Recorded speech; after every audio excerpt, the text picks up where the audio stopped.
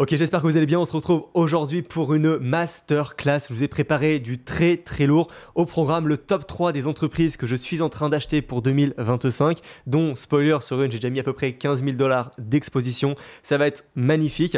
Alors, pour les personnes d'abord qui viennent de découvrir la vidéo, félicitations, vous venez de trouver la meilleure chaîne YouTube Finance. Pour les autres, vous êtes habitués. Donc alors aujourd'hui, je vais vous parler de 3 secteurs différents. Le premier, ça va être la restauration rapide, un secteur qui a explosé la tech en termes de performance sur les dernières années et plus précisément sur les 20, 30, 40 dernières années. Effectivement, c'est vrai que si vous êtes, j'ai envie de dire, si vous êtes particulier, oui, la pire chose que vous puissiez faire, c'est d'investir dans un restaurant. Mais si vous êtes actionnaire, là, posséder ce type de business qui imprime du cash, on a affaire à des entreprises qui printent de l'argent, c'est des machines à cash. Vous voyez, par exemple, Chipotle, qu'on va voir ensemble, je vais tout vous détailler, le secteur, tout. C'est une entreprise qui, par exemple, chaque restaurant leur coûte 1,3 million à construire.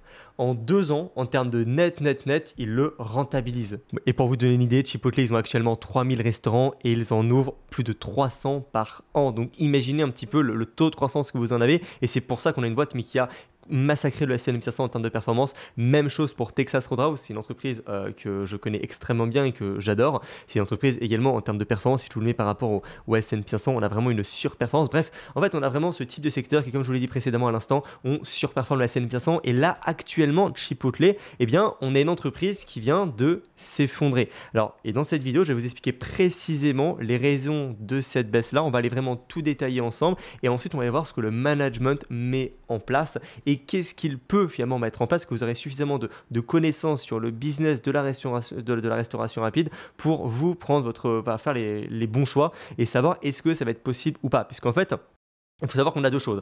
Premièrement, on a ce qu'on appelle, là je vous commence un petit peu par la fin pour vous spoiler un petit peu, mais effectivement, on a plusieurs métriques qui sont extrêmement importantes dans ce secteur-là. On a le restaurant level operating margin. Donc là, c'est la marge, on va dire, vraiment nette par restaurant. Ok.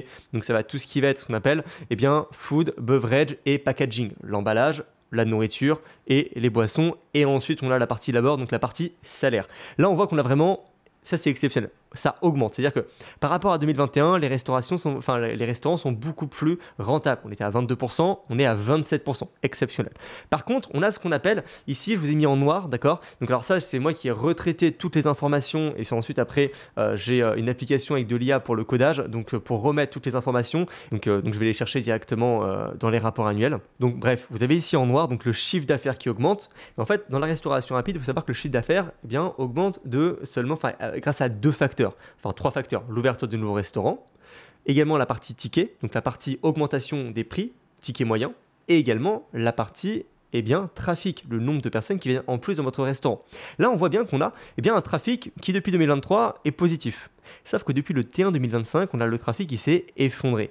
Et le problème, c'est que la partie ticket, l'augmentation donc du ticket moyen d'une personne qui va manger chez Chipotle, n'a pas réussi à compenser. Donc on a le chiffre d'affaires qui a augmenté, mais en fait qui a augmenté uniquement du fait qu'ils ont ouvert des nouveaux Chipotle sur l'année.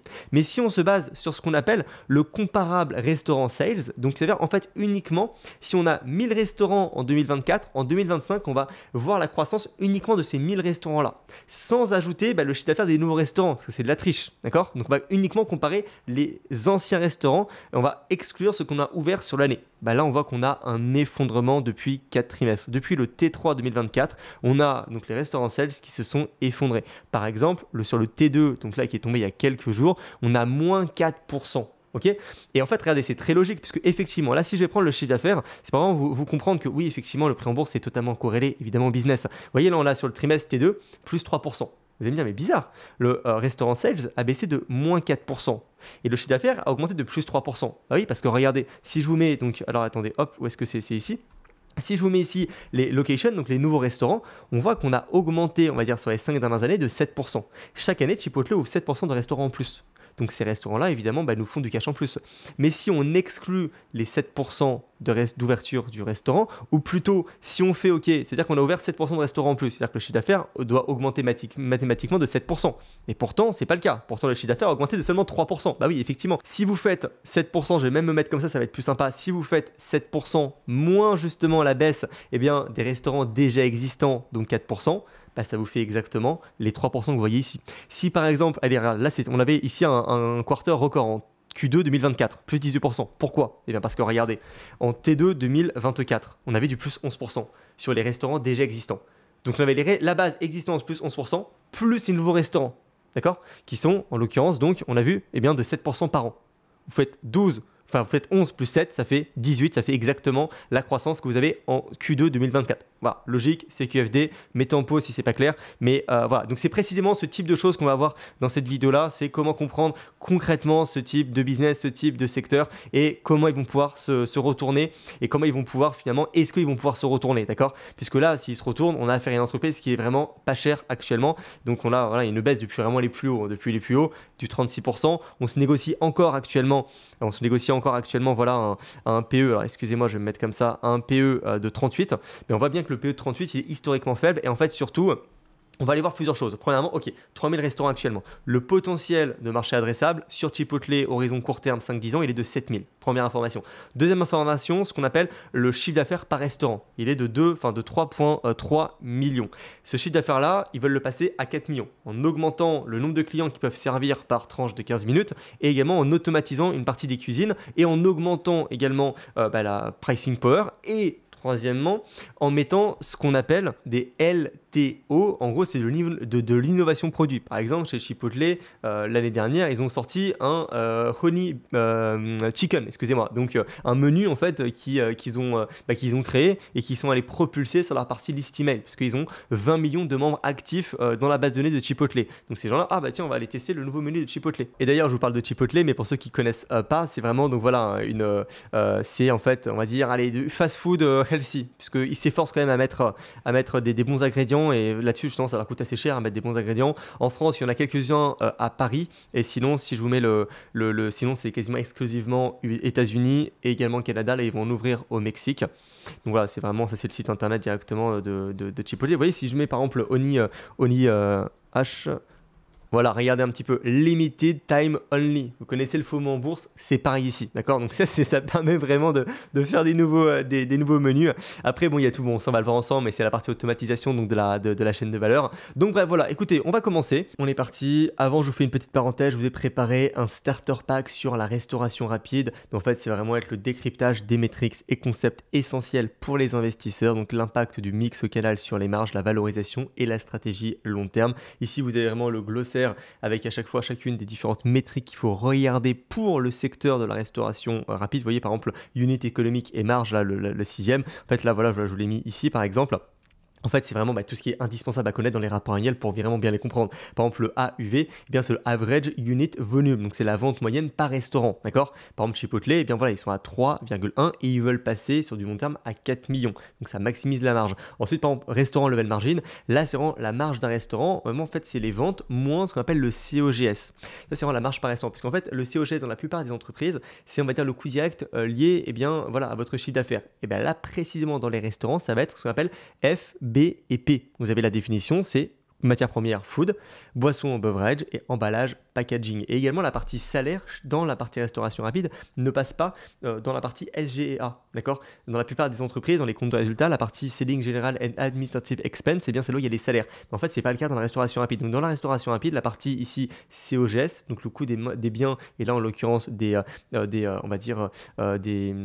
service rendu, donc de la restauration, vous avez vraiment tout qui passe ici. Et effectivement, si vous faites par exemple parce qu'il faut exclure évidemment la dépréciation qui n'est pas à mettre. Donc si je fais, voyez, ici 747 plus, on va y ajouter la dépréciation de 90 millions, ça fait 837 millions, ok? Donc de grosses marges, donc de marge par restaurant sur le secteur, divisé par le chiffre d'affaires, donc divisé par 60, ça fait exactement 27. Ça, c'est la marge par restaurant. Et effectivement, alors attends, où est-ce qu'elle était? Elle est ici. Voilà, restaurant par marge, 27,4. Voilà. Et là, moi, j'ai trouvé combien? J'ai trouvé 27,3. Bon, on est exactement, si je fais x100. Donc voilà comment on retranche ce type d'information. Et en fait, alors vous allez me dire, mais à ce moment-là, qu'est-ce qui passe dans la partie SGA? Et bien, en fait, ça va être tout ce qui va être les dépenses liées au siège de l'entreprise Chipotle. Donc vraiment, les mecs qui sont au-dessus et qui dirigent les différents points de vente, enfin les différents points de restauration restauration. Et c'est pour ça que c'est très faible finalement. Vous voyez, en termes de, si je mets en annuel, on a 8,3 milliards qui partent ici en COGS. Et ensuite, on a uniquement 700 millions qui passent donc vraiment pour les dépenses du siège. Okay, c'est là également la partie stock-based compensation. Voilà. Et puis ensuite, voilà, bon, le bénéfice net classique. Mais voilà effectivement comment on prend un compte de résultat dans la restauration. Voilà, ensuite le labor, donc c'est vraiment la partie salaire. La partie occupancy, donc là c'est les loyers, taxes, utilities liés au site. La partie OOE, là c'est Other Operating Expense. Ça va vraiment être les autres coûts d'exploitation, comme je l'ai mis, nettoyage, maintenance, etc. La partie cash on cash, c'est vraiment ce qui vous intéresse, c'est à quel point on génère du cash. C'est vraiment le cash annuel généré par rapport au cash investi pour créer un nouveau restaurant, donc sur une nouvelle unité. Et le payback, c'est le temps pour récupérer l'investissement initial. Chez Chipotle, sur les unités les plus rentables, on est à 2 ans, et sinon sur les autres, on est à 3 ans. Encore une fois, vous investissez aujourd'hui 1,3 million, et bien dans 2 ans, vous allez rentabiliser et chaque année, vous faites du free cash, voilà, vraiment de l'argent gratuit. Et la partie ROIC, c'est vraiment, voilà, ça c'est le classique, au-delà de la partie restauration. Donc ça, je vous le mets directement dans le school.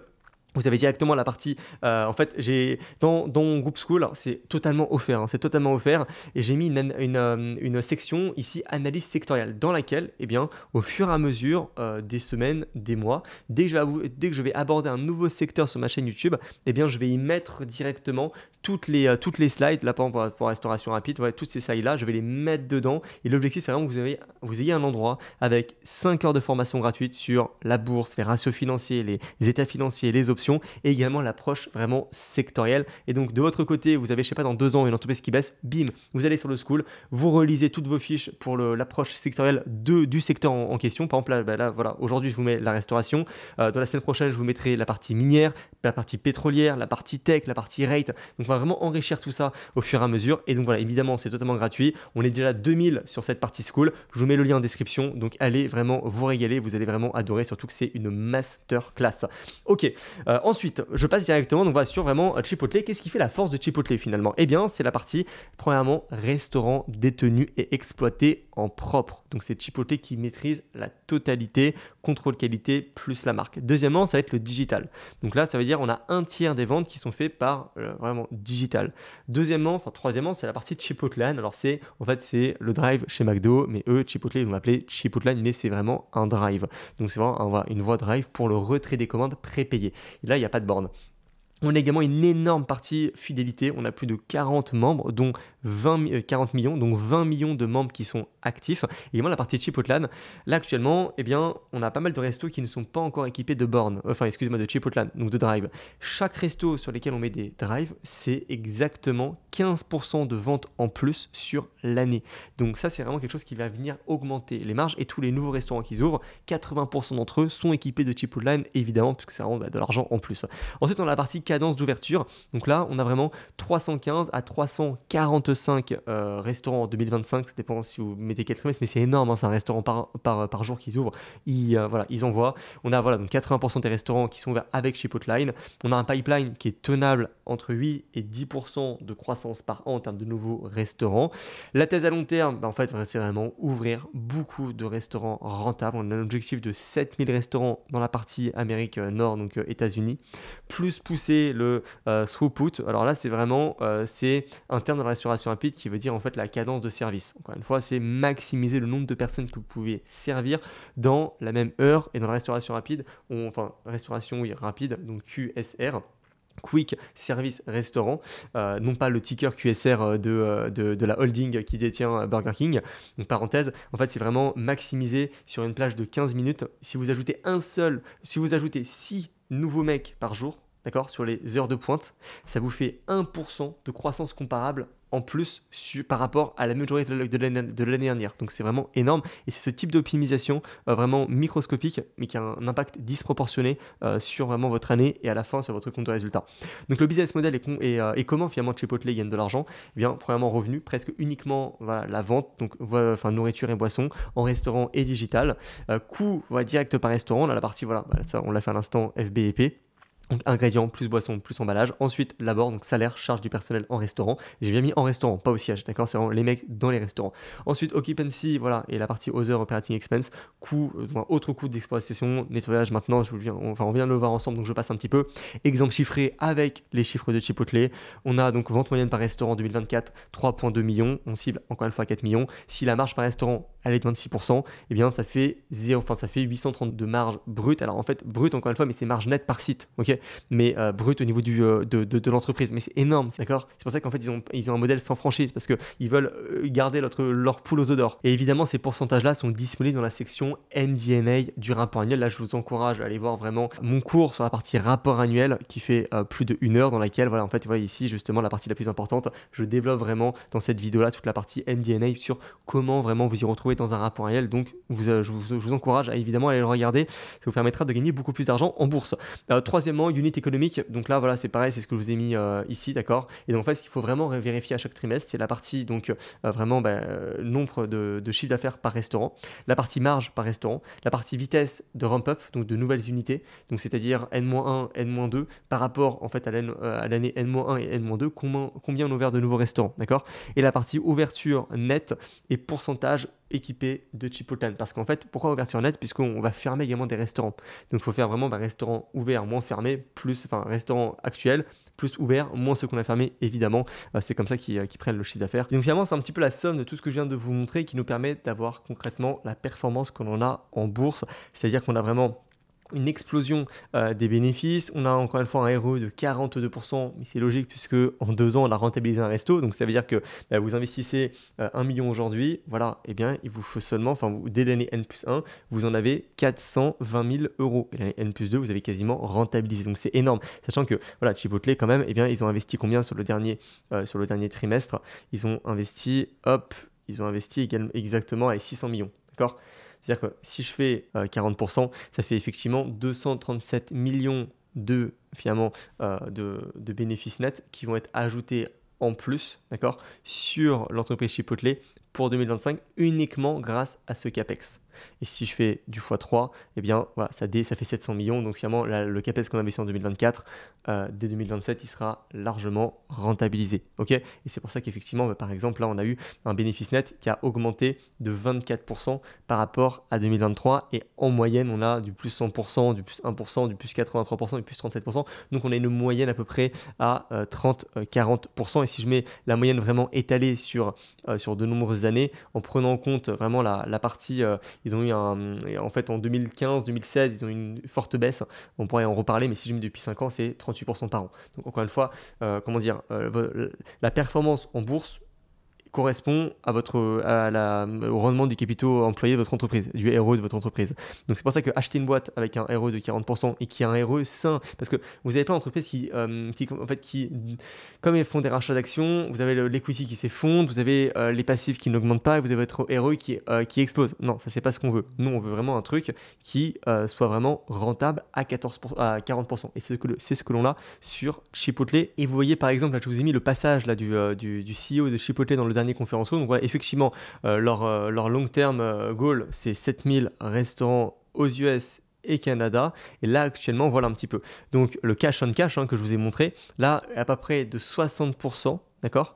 Et le cash on cash, là, il est dans le lot, on va dire, de 80% range sur la partie restauration. Donc, c'est vraiment exceptionnel. On a vraiment une rentabilité.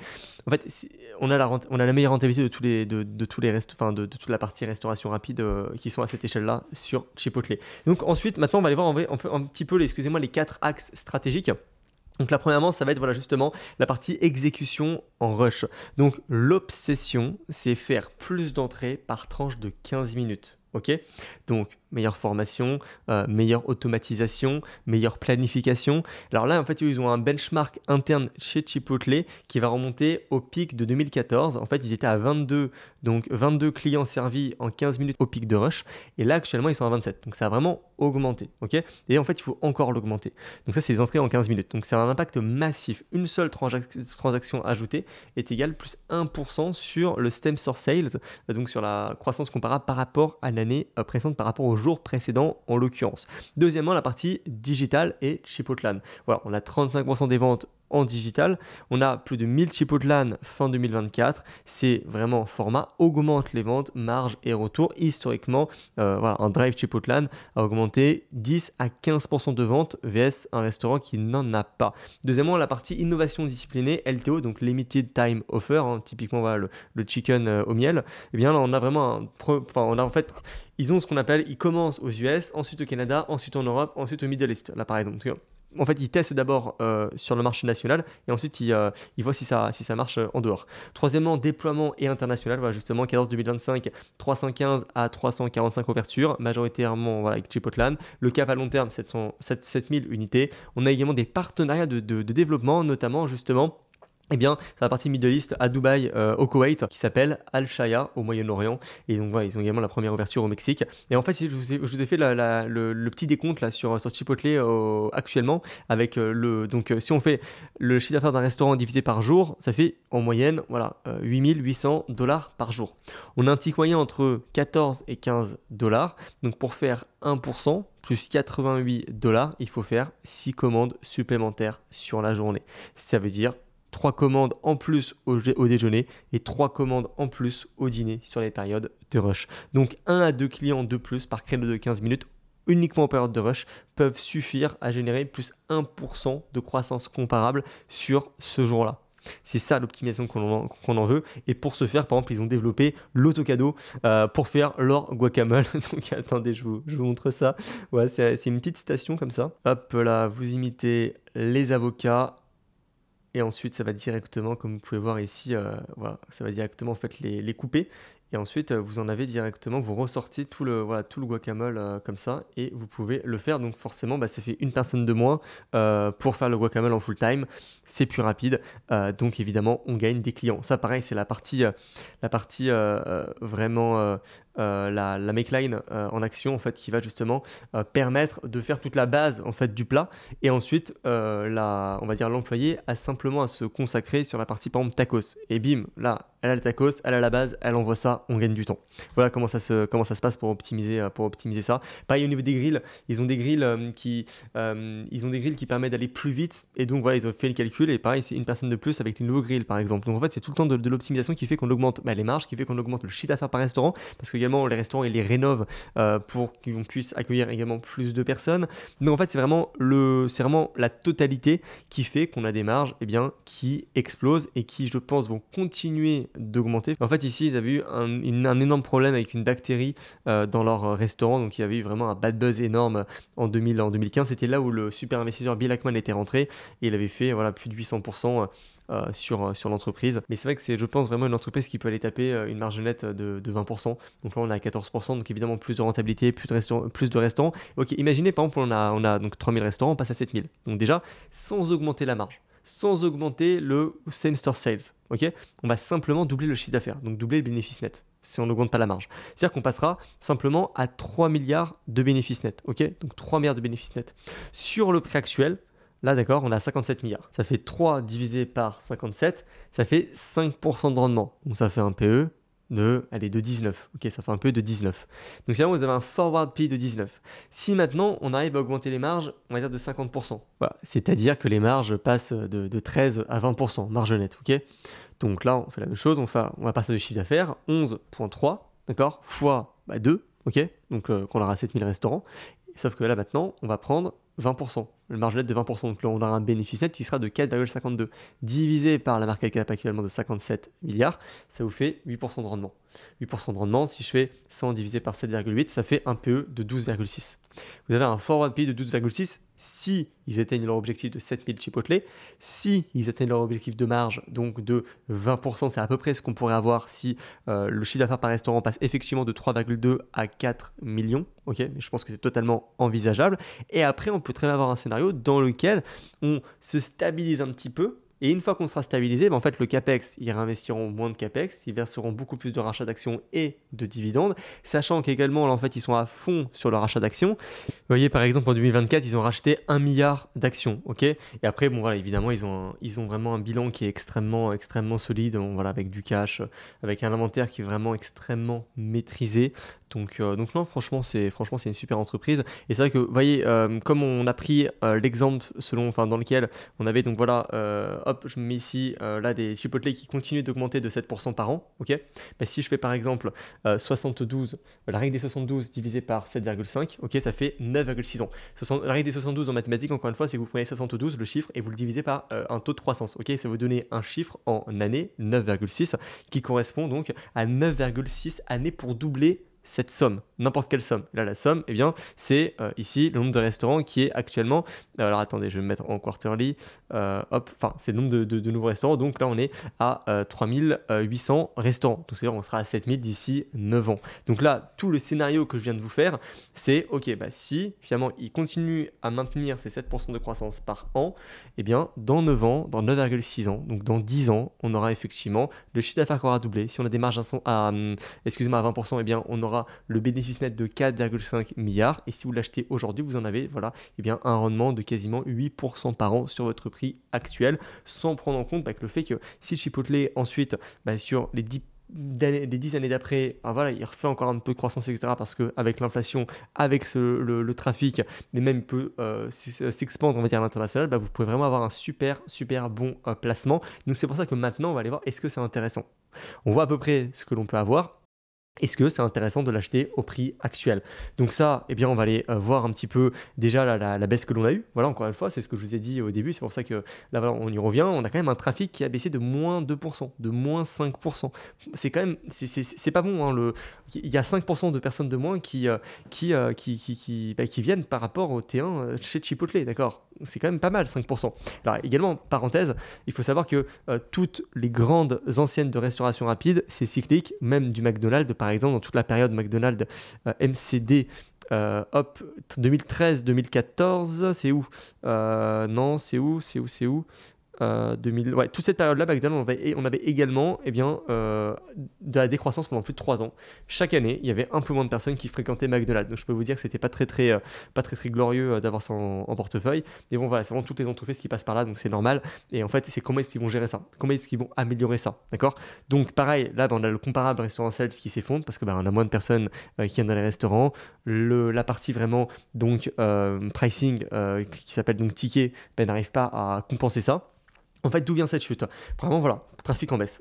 Et la légère hausse de la partie ticket ne suffit pas à compenser. Deuxièmement, on a une consommation plus prudente. En fait, le management pointe vraiment un ralentissement des dépenses. Et en fait, les consommateurs qui viennent chez Chipotle recherchent un prix. Voilà, recherchent un prix, c'est-à-dire ils vont basculer vers des protéines moins chères excusez-moi, hop, j'ai oublié la parenthèse ici, chez Chipotle. Également, la partie sensibilité portion. En fait, pour protéger, on va dire, la partie perception de valeur, Chipotle a volontairement augmenté les portions. Donc ils ont effectivement des personnes qui sont allées vers des mix moins chers et Chipotle a augmenté la portion, excusez-moi, je vais y arriver, la portion, ce qui fait que on a eu un effet ciseau qui vous donne effectivement du moins 4% ici et un chiffre d'affaires à seulement 3% alors qu'on a encore une fois ouvert 7% de restaurants en plus. Et enfin, comment le management réagit? Ça va être comment recréer du trafic. Eh bien là, ils ont vraiment dit que l'année 2025, c'était l'année de l'hospitalité. Voilà, si je mets la traduction. Donc la priorité 2025, c'est la partie hospitalité plus la partie maximisation du nombre de clients qui peuvent servir. Deuxièmement, ça va être la valeur et l'innovation menu. Il va falloir créer de nouveaux menus, donc des LTO, Limited Time Offer, qui vont pouvoir booster vraiment cette partie-là, être meilleur sur la partie list email, sur la partie vraiment marketing. Voilà, on a quand même 40 millions de personnes chez Chipotle, enfin de base clients, et on en a 20 millions de bases actives, c'est-à-dire qui viennent régulièrement chez Chipotle. Ces personnes-là, il faut vraiment leur vendre du rêve pour qu'ils viennent beaucoup plus souvent pour augmenter pendant qu'on est dans une période on va dire un petit peu économique où les personnes veulent dépenser un petit peu moins. Troisièmement, orienter la demande vers le pick-up, ça augmente la marge. C'est-à-dire les Chipotlan, 80% de nouvelles ouvertures, faut aller également, enfin, il faut en ouvrir encore plus. La partie digitale, on a 35% des ventes. Il faut mettre la priorité au pick-up versus la livraison. Parce qu'en fait, vous avez un tiers, en l'occurrence DoorDash, Uber Eats, qui prend une commission là-dessus. Donc, vous avez vos marges qui diminuent un peu. Et la partie guidance 2025, avec tout cette contexte-là, et bien en fait, a été ramené par le management à un low single digit. Donc, c'est la partie basse de la fourchette, le temps de mettre en place toutes ces mesures-là. La question, c'est est-ce que vous pensez qu'ils vont réussir à le mettre en place? Moi, j'en suis convaincu. Moi, je pense qu'ils vont réussir en fait à repartir. Alors d'ailleurs, avant de passer vraiment sur la partie management, mettez-moi dans les commentaires, ça m'intéresse d'avoir votre retour, ce que vous pensez justement de Chipotle. L'avantage, c'est que c'est un business qui est très simple à comprendre. Je pense que d'ici 10 minutes, vous allez vraiment comprendre l'ensemble du business model et donc vos retours seront vraiment très pertinents. Notamment, voilà, qu'est-ce que vous pensez des moins 5% de trafic? Est-ce que selon vous, c'est de la faute de Chipotle ou est-ce que c'est simplement voilà, contexte conjoncturel avec la macroéconomie, enfin avec l'économie qui ralentit un petit peu? Est-ce que par exemple, on va le voir sur la partie management, c'est une bonne idée selon vous d'avoir augmenté les portions et donc sur le contraire d'avoir un petit peu raboté comme ça la marge? Donc vraiment, mettez-moi ce... Et puis peut-être, il y a certainement des personnes qui sont clients de Chipotle, qu'est-ce que vous en pensez? Est-ce que vous aimez bien le magasin, etc. Et puis pareil pour la partie valorisation, là on y arrive dans à peu près 5 minutes. Voilà, mettez-moi également à quel prix vous, ça vous intéresse de l'acheter compte tenu de la prédictibilité et de ce que je vous ai vraiment détaillé ici. Et c'est vrai que ça va être vraiment intéressant à suivre, donc j'ai hâte, si les marchés rebaissent, là, de vraiment vous faire la partie 2 sur Chipotle. Ok, je pense qu'il est temps d'aborder la partie management chez Chipotle, on pourrait être en quelque sorte un remaniement au niveau du management. En fait, on a donc cette personne qui est Brian Niccol, c'est l'un des meilleurs COO et maintenant CEO du monde que vous pouvez trouver pour la restauration rapide. Il a fait des miracles dans chacune des entreprises dans lesquelles il est passé. Cette personne-là, elle est arrivée chez Chipotle justement quand on était en plein turnaround en 2018. Ici, il est arrivé, il a redressé la partie opération de l'entreprise de manière juste incroyable.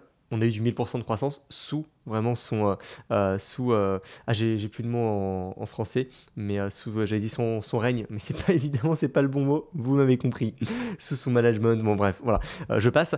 Et donc en fait là cette personne-là s'est fait totalement débaucher par Starbucks. Starbucks lui ont fait ce qu'on appelle une proposition qu'on ne peut pas refuser. Par exemple, il a le droit il vient au travail en jet privé. En fait, une fois par semaine, il doit se rendre au bureau et il a pas voulu déménager, donc il vient au siège de Starbucks en jet privé. Voilà, ça fait un petit peu partie du contrat, donc vraiment voilà, il a accepté, et donc il est parti chez Starbucks, que Starbucks également en ce moment, c'est en plein turnaround, hein, ils ont les mêmes problèmes au niveau des same store sales, également au niveau du trafic et surtout de la partie pricing power. Donc voilà, il s'est fait débaucher, fin de l'histoire, il est plus chez Chipotle.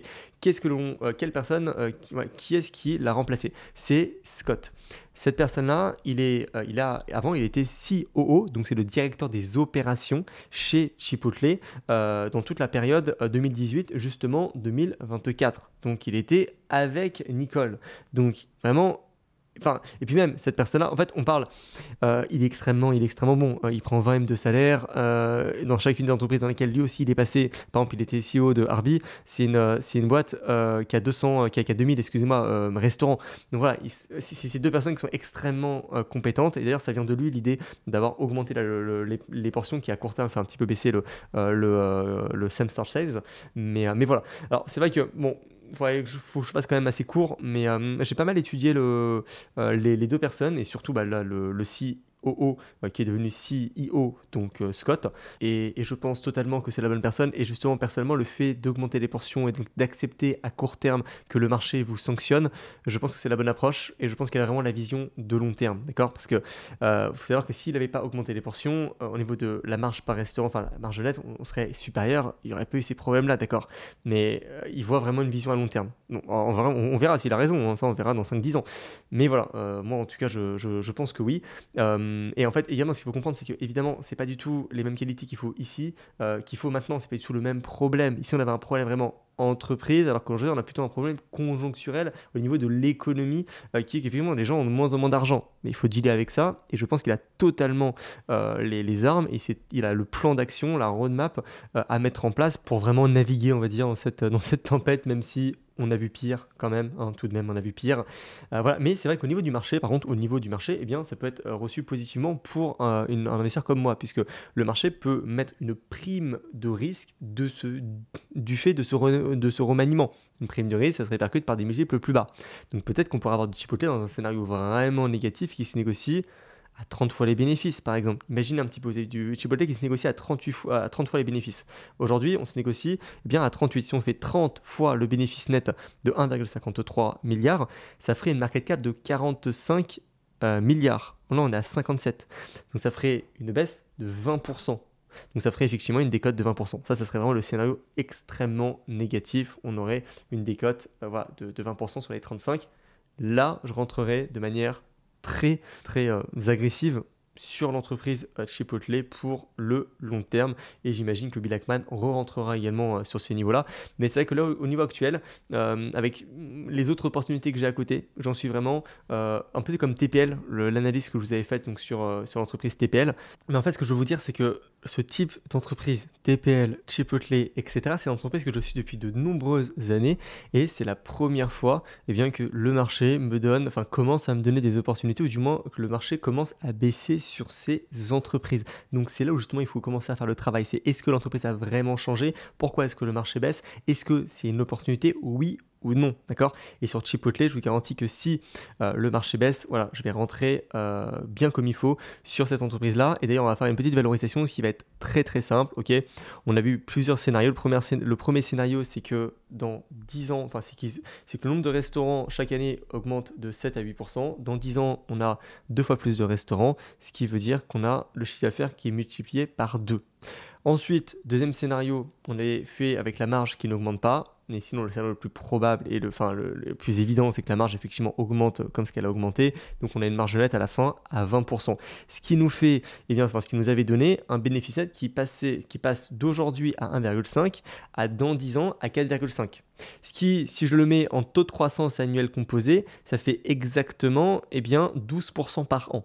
Si vous prenez une somme 1,5 en milliards, le bénéfice net, vous le mettez 12% de taux de croissance exposant 10 sur 10 ans, ça vous donne exactement un bénéfice net de 4,6. Le bénéfice net que l'on avait trouvé pour nous mettre un forward P de 13. Ok.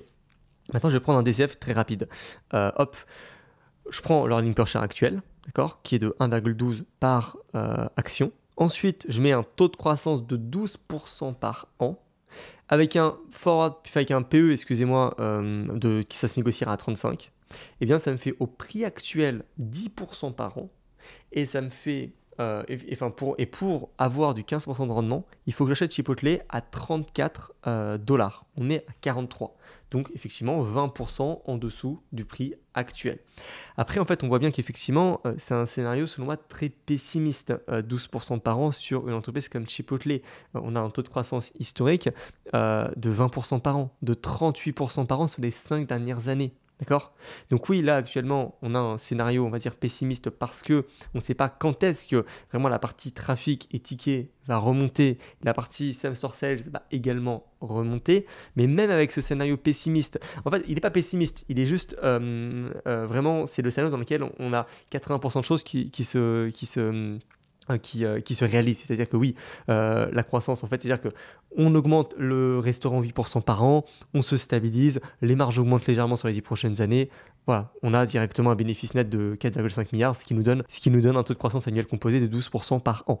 Bon, si maintenant, allez, on est un peu plus optimiste et on va sur du 15% de taux de croissance par an, on a 12% au prix actuel, ça commence à être intéressant. Et puis également, il faut mettre ça en perspective. C'est aujourd'hui, il n'y a pas beaucoup de chance, pas beaucoup de chance, mais c'est quand même très peu probable que le S&P 500 fasse 10% par an sur les 10 prochaines années. Alors que là, le scénario à 12% de taux de croissance par an sur Chipotle, quel que soit on va dire, quoi que fasse le S&P 500, je pense qu'on va pouvoir ouvrir à peu près les restaurants de Chipotle et donc avoir du 9-10% par an. C'est quand même pas trop mal. Mais quoi qu'il en soit, c'est vrai que c'est un petit peu cher et c'est pour ça que sur Chipotle, je ne rentre pas aujourd'hui, mais je trouve pas ça déconnant. Et par exemple, vendre un put strike, on va dire, 38, parce que par exemple, si je cherche du 13% de taux de croissance, ça serait 37. Ouais, 37,5. Donc vendre un put strike 38, au pire, vous encaissez de la thune avec des primes. Au mieux, ça baisse et vous avez 100 actions de Chipotle. Voilà, avec un taux de rendement de 13% par an. Voilà.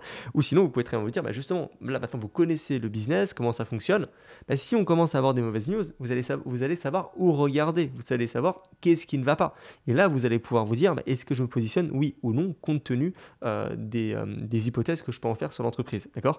Mais voilà, dans tous les cas, Je suis content de vous avoir fait la vidéo, puisque là, vous y voyez beaucoup, beaucoup plus clair sur cette entreprise-là, qui réellement, si elle vient à baisser, parce que voilà, on a un petit peu du mal à redresser là sur le court terme, ou alors tout simplement que l'économie décroît un petit peu et qu'on a encore un peu plus de mal comme ça, et qu'il y a un peu plus de personnes qui vont vers les protéines, par exemple, qui low cost un petit peu, bah, dans ce cas, ça serait une excellente opportunité parce que j'ai aucun doute que bah, l'économie c'est cyclique et que la croissance va repartir et que Chiploté c'est extrêmement bien géré, qu'ils ont une rentabilité qui est juste énorme, et donc ça serait pas mal. Et enfin, dernier scénario, je vais prendre en compte le fait qu'ils font des rachats d'actions. Donc le nombre d'actions en circulation diminue, donc l'earning per share, le bénéfice par action, comme il y a moins d'actions, eh bien explose à la hausse. Bon, bah si avec les rachats d'actions, on a un earning per share qui croît de 2% de plus chaque année, eh bien ça nous fait, ou même, allez, on va dire 2% de plus chaque année, ça nous ferait au prix actuel quand même 12% de rendement quasiment. Voilà. Et si je mets juste 1% de plus, parce qu'on va racheter, on va dire 1% de la market cap chaque année qui est très faible, ok, ça fait quand même 11% par an au prix actuel. Donc c'est là que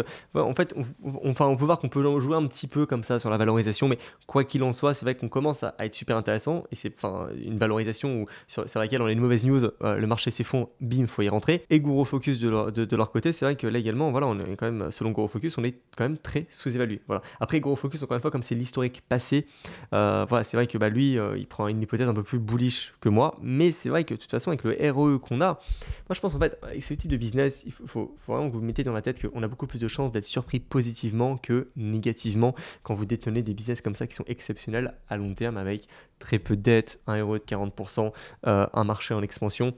Et avant de clôturer sur Chipotle et le secteur de la restauration rapide, je vous ai mis ici eh bien, le meeting de Berkshire Hathaway, donc Warren Buffett et Charlie Munger, de 1997, puisque c'est là où ils ont fait une grosse acquisition dans justement dans les restaurants, donc QSR, Quick Service Restaurant. Alors donc là, ça va être cette entreprise-là qui est possédée à 100% par Berkshire Hathaway. Donc Berkshire Hathaway, on a fait l'acquisition voilà, en 97. En fait, je vous montre ça très rapidement parce qu'effectivement, Warren Buffett et Charlie Munger sont fans de ce business model. Ils sont fans de ce secteur. Et là, voilà, en achetant cette entreprise-là, eh bien, voilà, cette entreprise, comme ils l'ont mis, remplit tous nos critères. C'est compréhensible et c'est ça, c'est que c'est vraiment très simple à comprendre. On parle d'une excellence économique et surtout, donc, c'est dirigé par des personnes qui sont, bon là, dans le cas de Dairy Queen, voilà, qui sont vraiment excellentes et selon moi, c'est la même chose pour Chipotle. Et surtout, Dairy Queen, quand Berkshire Hathaway en a pris le contrôle à 100% en 97, enfin début 98, l'entreprise va posséder donc 5800 restaurants, d'accord. Chipotle, on est à 3800. McDonald's, on est à 40 000. Bon, c'est le top of the top, mais on a vraiment de la marge d'augmentation justement pour les boîtes comme Chipotle. Et sinon, je vous encourage à aller, par exemple, là, vous allez sur le site, de Warren Buffett, qui a été fait par CNBC, et directement, vous allez dans les archives, et là, c'est une mine d'informations, c'est un trésor. Vous mettez par exemple Dairy Queen. Hop, Dairy Queen. Ensuite, il vous propose ici voilà, le nom, vous cliquez, et là, vous avez, bim, tous les formats. Par exemple, bah, évidemment, le meeting de 98, où là, il comparait, par exemple, Dairy Queen à McDonald's, la force, l'avantage, pourquoi ils aiment autant ce business model, et pourquoi, voilà, dès qu'ils ont l'opportunité, parce qu'en fait, finalement, pareil, ce qu'ils expliquent, c'est que c'est très dur de prendre le contrôle à 100% de ce type d'entreprise parce que, eh bien, les fondateurs ne veulent pas vendre. Et justement, pour prendre le contrôle à 100% de cette entreprise-là, eh bien, le fondateur, d'accord, s'est fait payer en actions Berkshire Hathaway. Et d'ailleurs, il a dit qu'il comptait garder les actions Berkshire Hathaway jusqu'à sa mort. Donc, je pense que ça clôture un petit peu l'épisode sur Chipotle. Juste avant, en 30 secondes, ce que je pourrais faire, c'est simplement, ok, là, vous voyez, pendant on va dire vraiment le turnaround, à combien Chipotle se payait et à combien on pouvait l'acheter, d'accord. Donc, pour ce faire, on va tout simplement prendre le nombre d'actions en circulation à l'époque, d'accord. Donc là, ici, alors, on va se mettre ici, d'accord. On va se mettre en 2016. Donc, on avait un nombre d'actions en circulation de 1,52 milliard. Donc, 1,52 milliard. On se négocie à combien le prix en bourse? On se négociait, allez, je vais mettre, on va dire ici, on va pas choper le point bas, mais on va dire, on l'achète ici. Il y avait déjà vraiment, le bénéfice c'était déjà totalement effondré. Donc ok, on l'achète ici à 7 dollars par action. Donc même on va mettre 7,5. Ça fait une market cap à l'époque de 11,4 milliards. Ok. Le bénéfice net, il était de combien? On va prendre avant évidemment la baisse, parce que là c'était évidemment, il faut le normaliser. Donc on va prendre un bénéfice net de 460 millions. D'accord. Donc je fais, pour avoir le PE, price to earning. Prix, 11,4 milliards, divisé par earning, eh bien, 460 millions. Ça me fait un PE de 24. C'est-à-dire qu'à l'époque, ici, Chipotle se négociait sur un PE de 24 avec le problème qu'ils avaient eu.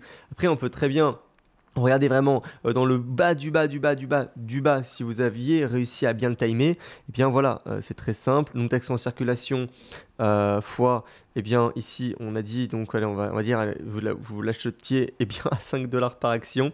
Ben, la market cap a été de 7,65. Donc divisé par, et bien on a dit exactement 400, donc 60 millions, ça fait un PE de 16. C'est-à-dire que Chipotle, même au plus bas du turnaround, avec un bénéfice qui était quasiment négatif, ça s'est négocié à 16 fois les bénéfices. Et d'ailleurs, Warren Buffett, quand il a acheté Dairy Queen, ils l'ont acheté à 16 fois les bénéfices. C'était une boîte qui, à l'époque, en 97, faisait 35 millions de bénéfices nets. Ils l'ont acheté à 550 millions. Et là, aujourd'hui, Dairy Queen fait à peu près 100 millions de bénéfices nets. Donc, ça leur fait vraiment 20% de rendement sur leur prix d'acquisition chaque année.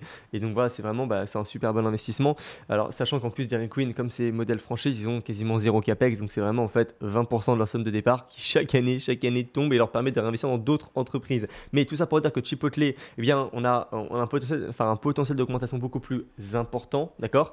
Ça se négociait, je vais prendre la borne basse, mais ça se négociait ici, voilà, allez, entre 20 et 25 fois les bénéfices quand il y avait un gros problème en turnaround. Bon, actuellement, ça se négocie à 38. Oui, c'est encore un petit peu cher, mais si ça baisse de 10-20%, ça va se négocier à 30 fois les bénéfices et c'est pas du tout le même problème que l'on a là. Et je suis persuadé qu'on va pouvoir vraiment tranquillement aller sur les 7000, 8000 Chipotle ouverts. Et après, pourquoi pas aller vraiment sur la partie internationale. Et dans ce cas-là, ça pourrait faire beaucoup plus de croissance vraiment sur du long terme et maintenir en fait ce taux de croissance annuel composé. Bah écoutez, je viens de faire un petit montage puisque la vidéo est beaucoup trop longue. Là, le problème, c'est en fait, il faut savoir que moi, je fais d'abord les miniatures, d'accord. Et là, sur la miniature, il est marqué top 5. Ça fait 40 minutes, j'ai fait qu'une seule entreprise. On a un gros problème. Donc, il va falloir accélérer. Donc voilà, donc ça, je vous à la limite, mettez sur pause, lisez-le. De toute façon, ça c'était un petit peu la slide checklist KPI investisseur par rapport à tout ce que je vous ai dit dans la vidéo. Évidemment, il faut la mettre en parallèle et surtout c'est complémentaire la checklist, donc surtout starter pack de la restauration rapide. Donc ces slides-là, si vous voulez les voir, les avoir, les télécharger, vous avez simplement à vous inscrire sur mon groupe School qui est encore une fois offert. C'est offert. Là ici, vous les retrouvez ici dans analyse sectorielle. Et d'ailleurs, on m'a posé la question, comment dire, en fait, School, il faut savoir que vous n'avez rien besoin de télécharger. C'est vraiment, vous ouvrez un onglet sur votre navigateur. C'est comme le site de Warren Buffett que je vous ai montré à l'instant. C'est pareil. En fait, vous avez simplement ici, il y aura marqué Join Group. Vous cliquez ici. Vous avez simplement à être votre nom, prénom, peu importe. Et en fait, vous avez instantanément accès directement aux 5 heures de formation, que ce soit donc débutant ou très avancé sur les options, les rapports et la comptabilité. Et bref, vous vous régalez. Ça, par exemple, c'est la partie checklist sur tous les ratios financiers. Enfin, également, quantitatif, qualitatif, valorisation. Enfin, voilà, bref, vous avez vraiment tout accès sur le School. Donc, franchement, je ne sais pas ce que vous attendez. Enfin, si, parce qu'on est quand même 2000. Mais voilà, let's go. Allez-y, franchement, vous allez kiffer. Écoutez, on enchaîne sur la deuxième entreprise que je veux vous présenter. C'est Crocs. C'est une entreprise qui se négocie à 4 milliards avec 900 millions de free cash flow. Donc, ça s'est négocié à 4 fois le free cash flow. On a peu de dettes, on a une croissance et on a surtout des marges très élevées parce qu'on délivre. Et on a une entreprise qui s'est effondrée actuellement en bourse. Vous voyez, depuis les plus hauts, on a perdu 54 et là on a perdu 48. Le prix du business a été divisé par 2. Ok, donc qu'est-ce qui s'est passé? Pourquoi l'action en bourse s'est effondrée? Qu'est-ce qui s'est passé dans la vraie vie pour qu'on ait un effondrement en bourse? Et est-ce qu'on va finalement réussir à repartir tout simplement, aussi simple que ça? Donc c'est vraiment la réponse à laquelle on va, la question à laquelle on va répondre. Donc là voilà, 4,5 milliards de market cap, un free cash flow de 900 millions en augmentation, un capex qui est inexistant, c'est normal. Le plastique coûte pas très cher dans le monde dans lequel on vit et par contre, en fait, ouais, ils transforment quand même du plastique sur des paires à 50 $. Ensuite, ils vendent des pins, donc vous les crochetez à votre Crocs, ils vendent ça à une fortune, ils font des marges de 90% là-dessus. Franchement, c'est un super bon business model. Et donc, en fait, c'est vrai que je trouve que c'est un petit peu l'entreprise value parfaite, parce que on sait que ça crache du cash, que ça fonctionne, qu'il y a de la croissance, mais parce que c'est Crocs, parce que justement on n'a pas tellement de prédictibilité, parce qu'on se dit oui mais la mode etc. Oui mais attends, ça se paye à 4 fois les bénéfices. Je préfère acheter du Crocs à 4 fois les free cash flow que de la tech à 50 fois les free cash flow. Parce que oui, j'ai moins de prédictibilité sur Crocs, mais comment dire, j'en ai pas plus sur une boîte que je vais payer 50 fois les bénéfices sur de la tech. J'en ai même encore moins. Pourtant, la perception du marché, c'est que il faut acheter de la tech parce que c'est 50 fois les bénéfices et parce que dans 50 ans, ou du moins, voilà, bon, après, vous allez me dire, évidemment, le taux de croissance fera que certainement dans 20 ans, vous allez être rentable, mais même imaginez 20 ans, mais c'est énorme. On parle de boîtes qui vient juste d'arriver sur les 5, 6, 7 dernières années. Je sais pas, des boîtes comme Fortinet, et que ça, c'est très bien, mais je sais pas si dans 20 ans, ça sera encore là. La vitesse à laquelle ça avance, etc., ça se trouve, le marché va totalement changer. Alors que là, finalement, c'est un bout de plastique qui vendent. Oui, effet de mode, et vous allez chercher à 4 fois les bénéfices. Donc, c'est pour ça qu'on va aller s'intéresser à l'entreprise et surtout, pourquoi est-ce que ça a, encore une fois, baissé. Alors, je vous avais déjà fait une petite masterclass sur Crocs de 5-10 minutes. Mais en fait, il faut savoir que ça a baissé puisque Crocs, ils ont eu la bonne idée en 2022 quand on était sur un all-time high en post-Covid. Rappelez-vous, on avait du Lululemon au plus haut, du Nike au plus haut, le taux de croissance qui a explosé. Ils ont acheté une entreprise à ce moment-là dans, bien évidemment, les chaussures. Et cette entreprise s'appelle Yedood et l'ont surpayé. Ça veut dire qu'en fait, l'entreprise, ils l'ont payé à plus de 2 milliards. Ok, vous voyez, ils l'ont payé à exactement 2,5 milliards alors que cette entreprise-là, elle valait comptablement seulement 1,8 milliard. Le raisonnement était très simple. C'était ok, bon, on la surpaye de 700 millions, mais c'est pas très grave finalement parce que une fois qu'on va l'incorporer dans notre entreprise, et en fait, on va faire des synergies parce qu'on a les canaux de distribution, on a les inventaires, enfin le truc de stockage, etc. Donc finalement, on va pouvoir augmenter la valeur comptable de l'entreprise beaucoup plus rapidement. Donc oui, aujourd'hui, elle vaut 1,8, mais c'est parce que Yedood est tout seul dans son coin. Quand on va l'incorporer à notre entreprise là, on va pouvoir vraiment augmenter le revenu beaucoup plus rapidement. Et donc peut-être que dans 5 ans, elle vaudra 4 milliards, l'equity, la valeur comptable, actif.passif, vaudra donc 4 milliards. Bon, c'est pas ce qui s'est passé. Premièrement. Et en fait, il faut savoir que comptablement, voilà, bon, là, j'enfonce des portes ouvertes, mais il faut savoir que quand donc, quand vous achetez une entreprise plus chère que sa valeur comptable, l'excédent va directement dans ce qu'on appelle le goodwill. Donc, c'est l'écart d'acquisition. C'est la différence entre le prix que vous payez et la valeur comptable de l'entreprise. Cet excédent-là, c'est parce que vous pensez que vous allez pouvoir faire des synergies et donc augmenter cette valeur comptable. Ou du moins, simplement que les actifs de l'entreprise vont faire de la croissance dans les prochaines années et donc augmenter naturellement. Donc effectivement, chez Crocs, actifs long terme, intangible ici, goodwill ici. Donc on a effectivement la partie goodwill qui au moment de l'acquisition, donc en décembre 2021, est passée exactement de 0 à directement 742. Ils l'ont surpayé de, 642 millions. Ok, le reste, donc ils le mettent en intérêt parce que c'est du branding, c'est de la marque. Ok, bon, très bien, parce qu'il n'y a pas d'entrepôt. Aujourd'hui, là, la partie vraiment intangible est passée de 2,5, donc vraiment la valeur de l'entreprise, à 1,7. Voilà. C'est-à-dire que là, ils ont dit, ok, on s'est trompé, effectivement, on l'a surpayé. Et en fait, le problème, c'est que si on ne fait pas ça, parce qu'il faut savoir que les bilans sont évidemment audités chaque année, puisque voilà, vous ne pouvez pas vous permettre, si vous avez une marque qui effectivement perd de la valeur, de toujours avoir cette valeur comptable au bilan. Puisque moi, si je suis un actionnaire et que là, en 2025, il y avait encore marqué 2,5 milliards, je pense acheter une entreprise qui vaut 2,5, mais en fait, non, elle ne vaut pas ce prix-là. Donc, il faut que ça soit tout le temps vraiment audité. C'est le cas. Donc là, on a reconnu la baisse. Bon, et cette baisse-là, c'est ce qu'on appelle un impairment, une dépréciation d'actifs.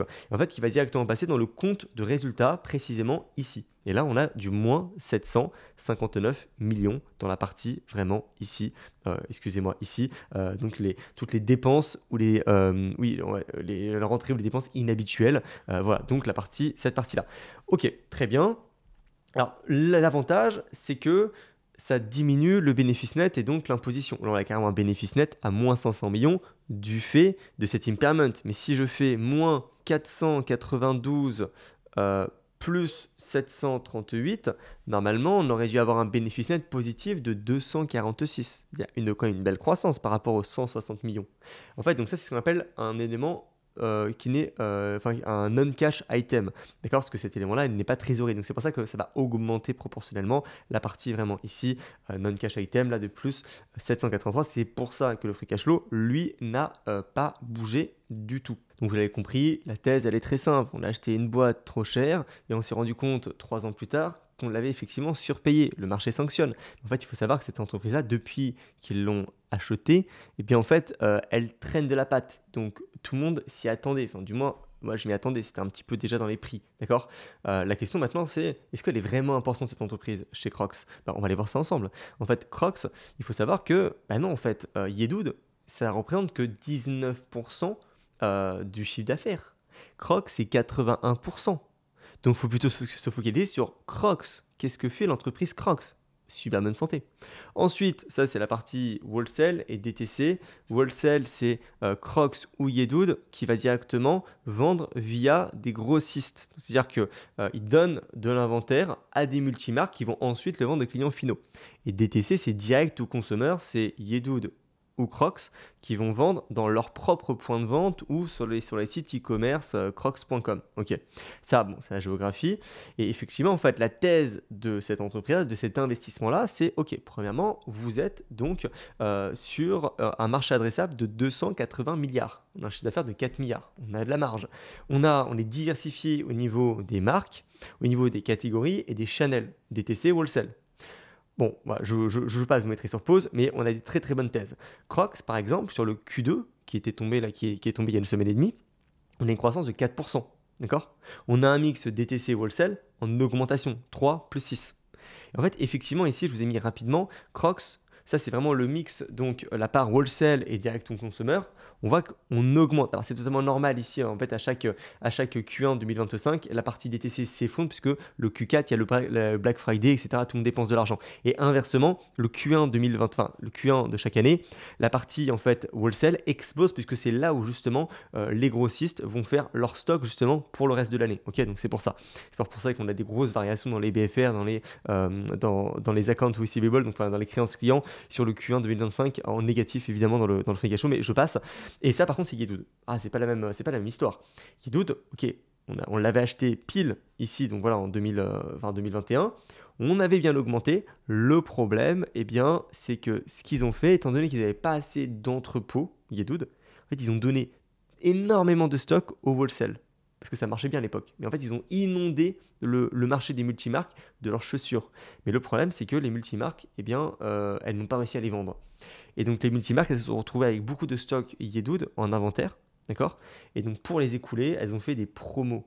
Et le problème, c'est que ça réduit la perception de la marque. En fait, c'est un cercle vicieux, c'est un engrenage qui se met en place, qui fait que pour corriger le tir, Yedoud, en l'occurrence Crocs, eh bien, doit racheter les stocks, reprendre les stocks aux grossistes, et là, vous faites flinguer sur votre trésorerie, sur votre inventaire, donc sur votre BFR. C'est exactement ce que l'on a actuellement. Mais la partie DTC en propre chez Crocs, chez Yedoud, on voit que c'est stable.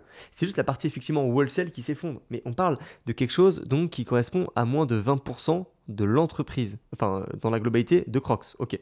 Donc là après j'avais fait toute une présentation parce que ça en fait c'était vraiment un coaching qu'on avait fait avec les membres excusez-moi, vous voyez, qu'on accompagne. C'est un gros coaching de plus d'une heure et demie avec tous les membres sur vraiment la partie Crocs. Mais bon là voilà, je vais être à court de temps. Mais ce qu'en fait il faut comprendre, c'est que effectivement, vous voyez, je vous avais fait les petits résumés, vous pourrez mettre sur pause. Par exemple, l'avantage de vendre en DTC, c'est que vous avez une marge plus élevée, puisque vous vendez directement avec votre marge commerciale, avec la marge magasin. Et l'avantage inversement du wholesale, c'est que vous ne gérez pas le stock. Vous donnez ça, vous donnez le stock. Sauf que quand vous donnez trop de stock, encore une fois, les multimarques, eh bien, en fait, elles doivent faire des promos pour les vendre, pour les écouler, ou alors vous devez les reprendre, et c'est là où ça bloque. Et en fait, effectivement, ils ont une mauvaise gestion sur cette partie-là. Ils ont donné beaucoup trop d'inventaire, mais il faut savoir que c'est également un problème. C'est le problème number one dans ce secteur-là. Vous prenez Nike, vous prenez Lululemon, c'est toujours DTC, wholesale, et c'est ce problème-là. Et donc là, en fait, actuellement, dans le jargon, on appelle ça un reset. C'est-à-dire qu'en fait, ce qu'ils font, c'est que, ok, ils mettent complètement sur pause le wholesale, ils arrêtent d'envoyer tous les stocks, ils reprennent des stocks aux détaillants pour pas que les détaillants fassent des marges, fassent des promos de 90% puisqu'ils ont le droit. Donc voilà, pour stopper, on va dire, l'hémorragie. Donc c'est-à-dire qu'encore une fois, ils utilisent du cash sur le court terme pour récupérer le stock. Leur inventaire augmente. C'est souvent des produits qui sont, c'est les anciennes collections finalement, parce que s'ils n'ont pas réussi à les écouler chez les wholesale, c'est les anciennes collections. Donc là, ce qu'ils font concrètement. Ok, comment ils vont corriger le tir? En fait, ils ouvrent des points de vente. Donc là, ils vont ouvrir 30 points de vente Yedoud, puisque tout le stock qu'ils ont repris des détaillants, il faut qu'ils les revendent. Donc ils vont réouvrir. Donc voilà, ils ouvrent des points de vente supplémentaires pour vendre ça. Ils vont dynamiser vraiment, encore une fois, leur stratégie commerciale. Pareil, ils ont une énorme liste email via des promos, etc. Et sinon, enfin bref, voilà, c'est un petit peu ça. Mais en fait, ouais, ce qu'il faut comprendre, c'est que, vous voyez, très simplement, ok, Crocs, c'est 80% du business, ça fonctionne, il y a de la croissance. Yedood, ça s'est effondré, mais ça représente que 20% du business. Et moi, franchement, je pense vraiment que qu'ils peuvent repartir, quoi. Et en fait, là, d'ailleurs, on a déjà eu un premier signe positif sur le Q2. En fait, sur le Q2, et on a eu comment dire, on a eu une partie DTC qui est repartie. Parce que, bah, effectivement, ils ont transféré le wholesale sur leur direct consumer. Voilà un petit peu. Et comme je vous disais au début, sur Crocs, j'ai acheté des calls de long terme parce que c'est vraiment, c'est typiquement ce genre d'action qui, je trouve, est exceptionnel avec des options, du moins à long terme. C'est-à-dire, en fait, là, j'ai vraiment, avec le strike que j'ai pris et les chances que j'ai pris, ça me fait vraiment un risque et reward qui est juste dingue et qui selon moi annule totalement justement l'aspect risque de Crocs en fait avec les chances que j'ai pris en fait en fonction également de la partie DTC quand est-ce que ça va enfin direct to consumer quand est-ce que ça va reprendre avec ce qu'ils ont déjà mis en place bref voilà. Je ne vous dirai pas ni les chances ni le strike voilà, pour cette fois-ci évidemment je le garde ça pour les membres du programme que l'on accompagne. Oui, ça me fait penser, là justement hier, enfin avant-hier, j'ai tourné une vidéo pour le module sur les options que l'on a dans notre programme. Oui, en fait, c'est ce type de questions. Voilà, quand acheter un LIPS, ou alors vendre un put, ou alors passer en direct.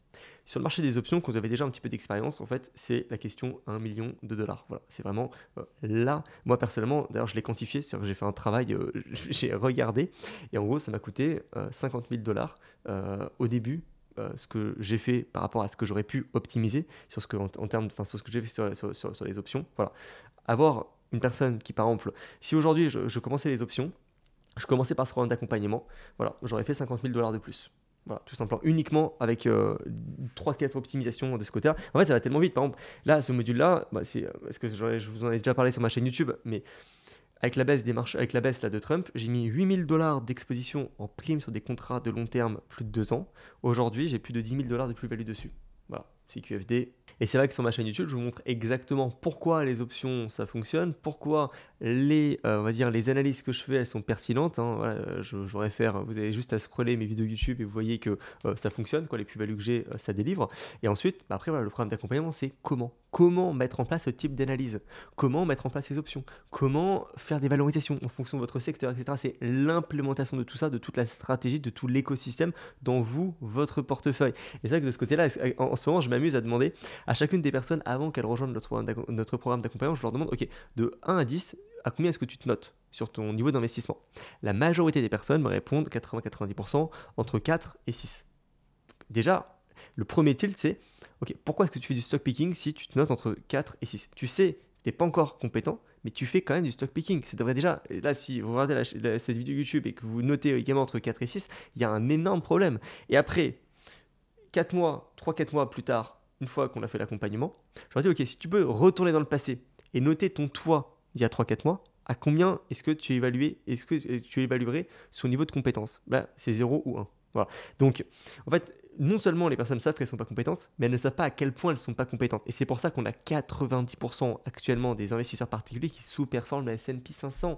C'est juste dingue parce qu'effectivement, en bourse, très rapidement, vous pouvez lire un compte à résultat et vous pensez que vous allez plier le game parce que vous sélectionnez des boîtes avec des euros élevés et des marges élevées. Ça ne marche pas comme ça. Sur le long terme, il vous faudra plus que ça. L'analyse, par exemple, que j'ai pu faire sur ma chaîne YouTube, sur Pernod Ricard, je sais pas, sur LVMH ou sur Chipotle dans cette vidéo-là, ou sur TPL la semaine dernière, pourquoi est-ce que là, par exemple, aujourd'hui, je peux allumer ma caméra et en 40 minutes vous faire une masterclass? Parce que, par exemple, Texas Roadhouse ou Chipotle, ça fait depuis 2021 que je lis les rapports annuels. C'est des boîtes, enfin, j'ai eu des centaines et des centaines de rapports annuels. Vous voyez, par exemple, le site internet que je vous montrais tout à l'heure de Warren Buffett, mais j'ai passé des centaines et des centaines d'heures dessus. Je le connais par cœur.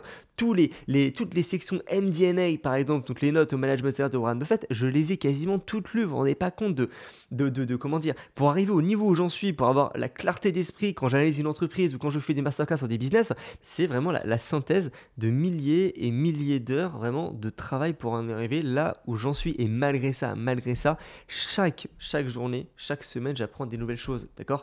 Donc c'est pour ça que finalement, faites-moi confiance, là, pour 90% d'entre vous qui regardent cette vidéo, votre seule priorité, ça ne doit pas être d'acheter une nouvelle action ou de mettre un DCA de plus le mois prochain ou de l'argent en plus en bourse. Non, c'est uniquement de développer votre niveau d'analyse. Tant que vous ne pouvez pas être autonome sur la partie rapport annuel, sur la partie vraiment valorisation. Et quand je parle de valorisation, c'est des valorisations poussées. C'est que chaque chiffre que vous mettez dans votre DCF ou peu importe, il faut que vous le compreniez. Tant que vous n'avez pas ce niveau-là, focalisez-vous vraiment sur augmenter, développer votre niveau de compétence. C'est là où vous allez en avoir un levier qui est juste incroyable, qui est juste énorme, d'accord? Et ça, c'est tout, justement, les plus grands investisseurs en plus vous le disent, que d'abord augmenter votre niveau de compétence avant d'investir en bourse, sinon vous mettez la charrue avant les bœufs. Le nombre de personnes que j'en appelle qui d'abord ont investi une somme d'argent et ensuite commencent à se former, mais c'est complètement, enfin c'est délirant, en fait, c'est même pas délirant, c'est juste pas logique, c'est pas logique. Et pour vous former, c'est super simple, soit vous êtes plutôt jeune et donc vous avez du temps, l'inconvénient c'est que vous n'avez pas beaucoup d'argent, dans ces cas-là c'est super, faites-le de votre côté, mais faites-le, c'est-à-dire ce type de site internet, c'est des masterclass, mon school avec plus de 5 heures de formation gratuite, mais allez-y, vous régaler, franchement profitez-en. Mais si par contre vous êtes plus avancé dans votre carrière, donc vous avez moins de temps et donc forcément plus d'argent, parce que si vous avez moins de temps, si vous travaillez, donc vous avez quand même plus d'argent, parce que là vous n'aurez jamais le temps d'y passer 10 heures par jour, et c'est pas rentable pour vous. Mais le problème c'est que vous avez déjà de l'argent, donc le coût d'opportunité de le faire de votre côté, déjà vous n'allez jamais le faire, parce que ça prendra beaucoup trop de temps, ça sera dans 10 ans. Donc en fait le problème c'est que vous allez sous-performer, bref, c'est pas optimal. Donc dans ces cas-là, évidemment, nous on a le meilleur programme d'accompagnement en France, et je ne peux que vous recommander de nous rejoindre, c'est la meilleure décision que vous puissiez prendre, clairement. Vous voyez, aujourd'hui les marchés sont sur les plus hauts, il n'y a pas énormément d'opportunités. Bon, là, l'opportunité de nous rejoindre notre programme d'accompagnement pour que dans 3 mois, vous ayez un niveau qui est juste expert sur les rapports annuels, les options, le portefeuille, etc. Mais c'est exceptionnel. Il est là actuellement. L'opportunité date de août. C'est le programme d'accompagnement. C'est pas c'est pas Chipotle, d'accord? Même si c'est exceptionnel, mais sur le long terme, c'est pas Chipotle qui va vous rendre, qui va vous permettre de faire 3% de plus par an dans votre portefeuille global, d'accord? Pourtant, avoir ces compétences-là, là, ouais, j'ai aucun doute, c'est sûr, d'accord? C'est ce qui, moi, m'a permis sur le trimestre là de faire plus de 30 000 balles avec mon portefeuille. Allez-y, let's go, d'accord? Donc voilà, et de toute façon, je vous mettrai le lien en description. Mais ouais, franchement, soyez un peu logique. Et c'est vrai que la question, c'est juste, est-ce que si je vous garantis que vous avez 80% de mon niveau dans 3 mois, combien ça va vous rapporter sur le long terme? Mais c'est juste énorme. D'accord, vraiment, raisonnez en termes vraiment logiques et vous verrez effectivement que si Warren Buffett vous dit tout le temps le meilleur investissement que vous pouvez faire c'est en vous-même, c'est parce que c'est le cas. D'accord? Donc voilà, sachant qu'encore une fois, comme je le dis souvent, l'avantage c'est que vous n'avez pas Alzheimer. Donc si vous formez aujourd'hui, l'année prochaine, vous n'avez pas votre cerveau qui réinitialise. Vous allez encore avoir ces compétences-là. Donc ces compétences que vous allez obtenir sur les 3 prochains mois, vous allez les avoir sur les 20 prochaines années, que ce soit pour vous, pour vos proches, pour vos enfants, pour tout le monde. C'est le meilleur investissement que vous pouvez faire. Donc je pense que j'ai été assez clair là-dessus. Pour ceux qui veulent rejoindre le school gratuit, allez-y, vous avez le lien en description. Pour ceux qui veulent rejoindre le programme d'accompagnement ou qui veulent en savoir beaucoup plus, vous avez également le lien du mentorat en description. Avec grand plaisir, je pourrais tout vous expliquer exactement ce qu'on met en place, mais c'est clairement le meilleur investissement que vous ferez dans toute votre vie d'investisseur, c'est clair et net, un potentiel énorme d'upsale.